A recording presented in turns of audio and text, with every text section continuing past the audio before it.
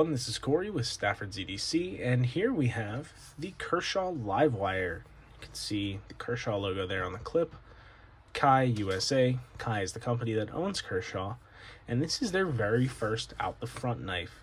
Now, these are finally legal here in Pennsylvania. They were legalized as of like January 3rd this year, so these are legal now to own and carry.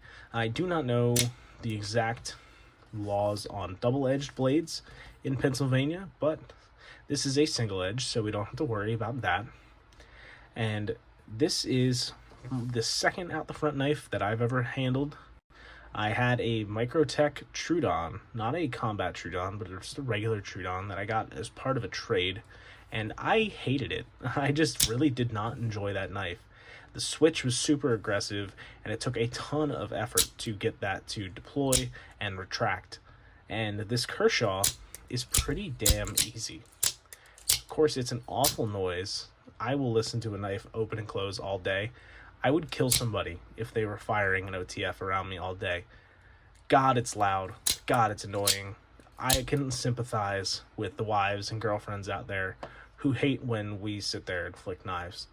Especially if it's something like this. Frame locks, axis locks, whatever, that's fine. I like the sound of a detent engaging, a lock bar engaging. This thing's fucking loud. And it's no, it has to be. You want good springs in there, so of course it's going to make some noise. But damn, I sympathize with some people for that. But let's talk about the knife itself and its performance and its ergonomics rather than just the amount of noise that it makes. This is a pretty thin blade. You can see that there. This blade stock thickness at its thickest point is probably 1/8 of an inch. But anytime you have grind, you never hit that full thickness. Maybe except this very small portion right down here. You have a flat grind and then a swedge coming up the blade, or a false edge, some might call that. And it is nice and thin. I mean, it's flat ground, so it's not incredibly thin behind the edge, but it stays pretty thin, and it cuts pretty well.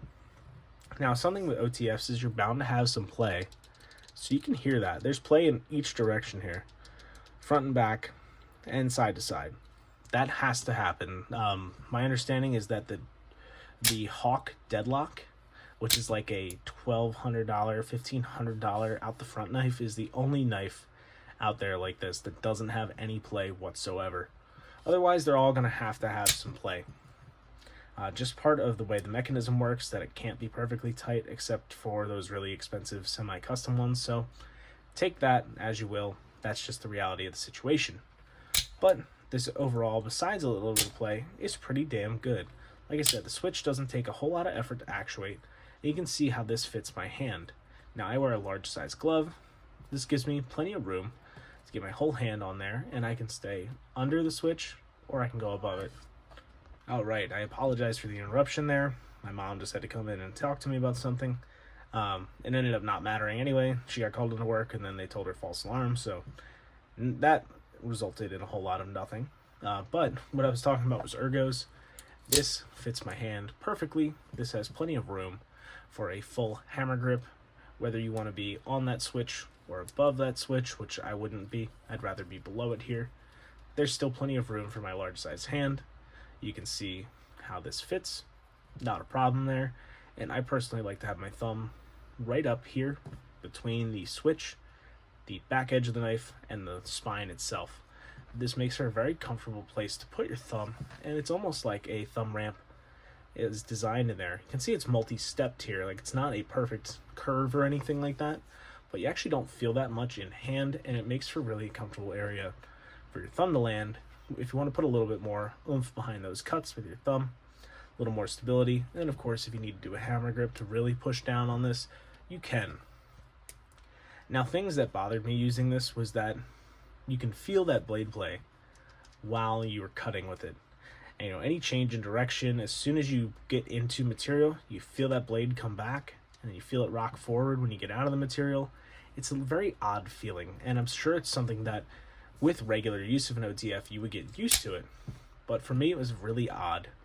But nevertheless, it cut well. Thin blade with a great edge on it. Yeah, of course, it's going to cut really nicely. Now, the other thing that I don't like about this knife is the pocket clip. It's super low profile, which normally is lovely, but there's no way to get this in and out of your pants. If you have even slightly thick jeans or shorts on, forget it. This is not going to go over your pocket without having to get under this clip and bend it up, which I can't even do. It's got a ton of retention on it. And yeah, it's just not very comfortable to get in and out of pocket. Though in hand it works fine. And if you do have it in your pocket, it does carry nicely. So for those of you who can manage to get this into your pants, congratulations. You're one of a few, I'm sure.